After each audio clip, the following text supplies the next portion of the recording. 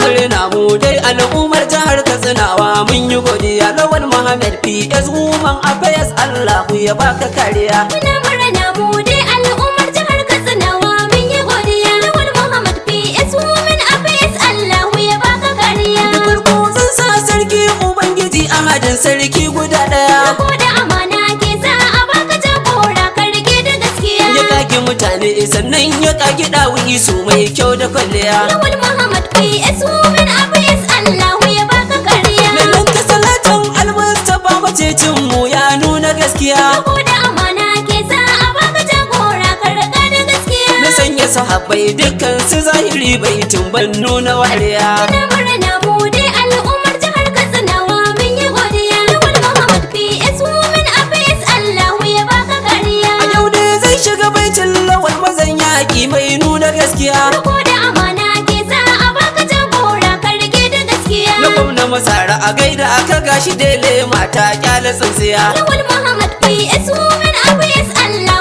ya baka kariya. A yau an baka riko gashi ka rike tabbas ka nuna gaskiya. Ko da amana ke sa a baka jagora ka rika da gaskiya. Magautan baba lawal gashi sun yi kuka kai ko kai dariya. Muna murna mu